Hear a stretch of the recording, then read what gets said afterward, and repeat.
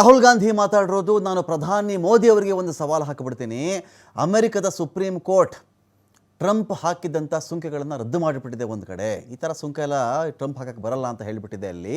ಈಗ ನೀವು ಪ್ರಧಾನಿ ಮೋದಿಯವರೇ, ನೀವು ಟ್ರಂಪ್ ಜೊತೆ ಮಾಡಿಕೊಂಡಿರ್ತಕ್ಕಂಥ ಒಪ್ಪಂದವನ್ನು ರದ್ದು ಮಾಡಿ. ಭೋಪಾಲಲ್ಲಿ ಲೋಕಸಭೆ ಪ್ರತಿಪಕ್ಷ ನಾಯಕ ರಾಹುಲ್ ಗಾಂಧಿ ಸವಾಲು ಹಾಕಿರೋದು, ಈ ಒಪ್ಪಂದದಲ್ಲಿ ಮೋದಿಯವರು ಭಾರತದ ಡೇಟಾವನ್ನೇ ಅಮೆರಿಕಕ್ಕೆ ಕೊಟ್ಟುಬಿಟ್ಟಿದ್ದಾರೆ. ನಮ್ಮ ಯುವ ಕಾಂಗ್ರೆಸ್ ಕಾರ್ಯಕರ್ತರು ಸಿಂಹಗಳ ರೀತಿಯಲ್ಲಿ ಮೋದಿಗಂದು ಹೆದರ್ಕೊಳ್ಳಲ್ಲ. ಅವರು ನರೇಂದ್ರ ಮೋದಿ ಭಾಷಣ ಮಾಡಬೇಕಾದ್ರೆ ಅವರ ಕಣ್ಣುಗಳನ್ನು ನೀವು ನೋಡಬೇಕು.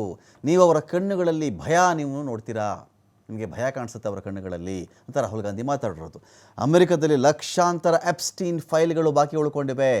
ಅದಾನಿ ಅಮೆರಿಕದಲ್ಲಿ ಕ್ರಿಮಿನಲ್ ಆರೋಪ ಎದುರಿಸ್ತಾ ಇರೋದು. ಅವರು ಅಮೆರಿಕ ಅಥವಾ ಯುರೋಪ್ಗೆ ಹೋಗಲಿಕ್ಕೆ ಸಾಧ್ಯನೇ ಇಲ್ಲ. ಮೋದಿ ರಾಜಿ ಮಾಡಿಕೊಂಡು ಹಾಗೂ ಅವರು ದೇಶವನ್ನು ಮಾರ್ಕೊಂಡ್ಬಿಟ್ಟಿದ್ದಾರೆ. ಸರ್, ನೀವೇನು ಹೇಳಿದ್ರು ಮಾಡೋಕ್ಕೆ ಸಿದ್ಧ ಅಂತ ಮೋದಿ ಟ್ರಂಪ್ಗೆ ಹೇಳಿಬಿಟ್ಟಿದ್ದಾರೆ.